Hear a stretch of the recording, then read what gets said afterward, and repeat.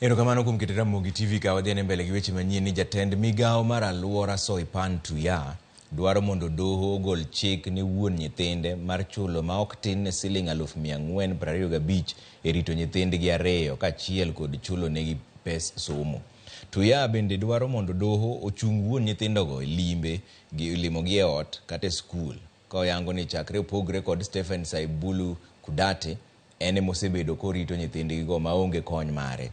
Ne odhi mbele ka olero ni kaponi doho ok ochungo Stephen mar nenore kod nyithindigo to keto kang' kaachiel kod arita e seche ma oromo kod nyithindogo maduto ni e bwo higni 18.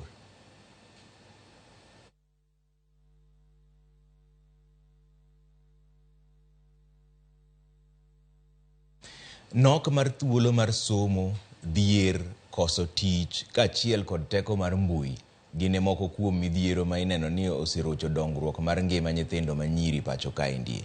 E ripot piny owacho ma higa ma okalo, atamalo 21 mar nyithindogo manyiri manie kind higni 15 nyaka 19 mayudo iye ma oew gin mowuok e mier modhier. Judith Omondi noyuoro nyasi mar dhialo nyithindo manyiri e mbetre mar Canada, kendo moko kuom ng'ur mane wuok en seyo ne sirikal kuom kelo paro mar loro kuonde reso nyithindo ma ochando. Piny ru kendo odiochieng' manyien tarik 11 idhialo e nyathi manyako. E Chichwa, kaunti ma Kisumu, watimo limbe ne nyathi manyako Josinta Dhiambo. E ode mar tich, lwete gwenyore kod lawe sharan. Kae kar yuto mare. Ma nyathi manyako makama ochopie, opuoyo kenge ma osegoyo. Odoko nyathi mane odongo e lwet miyo maonge wuoro. Akweda kod timbe mayombe okone yudo nyithindo manyiri madonge e lwet minegi, gino ma okone jopiny ok deu keto kare. Sexual harassment kwanza ng'eny.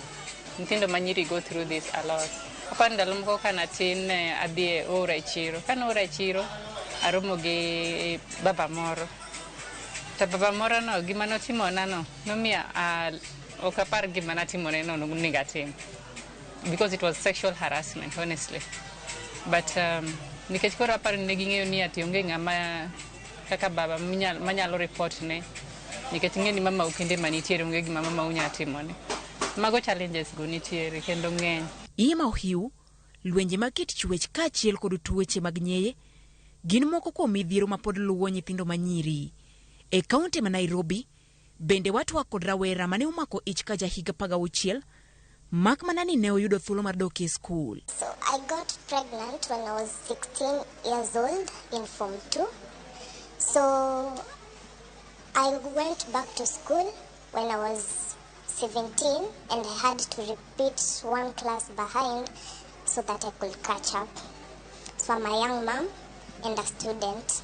Kamoro nyalo bedo nyao mar janyuol.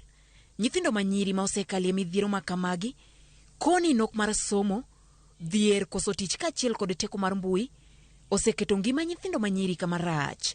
Many of the girls engage in irresponsible sexual behavior and they end up getting pregnant. And it's because of many factors. I can say poverty. You can imagine a girl does not have sanitary towels. In matters of poverty and on sanitation, we need to have, the same way we have male condom dispensers, we can have female pads dispensers.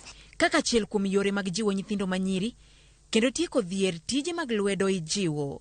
Jacinta ne otieko mbalariany, kendo somo fwambo kata kamano, nyaka sani charane mapidhe. To gaps mang'eny to nitiere, especially ne nyithindo manyiri. Yudo ka nyathi manyako tieko school, to gimano somo cha opoko yudo, koro yudo ko bet ot. Mano ok en gima ber, nikech nyathi manyako en ng'ama nigi taji mang'eny. To gima rach mogik ma nyathi manyako nyatimo en depend on ng'ama iluongo ni boyfriend, especially kapok okende. Mano hinyowa ahinya. Ji ok dwa mana accept, but gima iluongo ni pads ni nyithindo manyiri mang'eny pod ok nyal afford. Ok kata nyithindo kata mana jo 20s. Samoro pads gi pod chando nikech pesa no gionge god. Gin jok ma pod struggle. Koro ka inyalo puonj gi skills mag lwedo gi kinya bedo maber ahinya e tego nyithindo manyiri. Lipod piny owacho mane ogoli e chak higani yango ni 4 kuom nyithindo manyiri 10 oseyudo kony. mayudo iye ma ohiu Gin ma ok osomo ka atamalo 21 mayudo yie ma ohiu to gin ma wuok e anyuola ma ochando. Judith Omondi, Ramogi.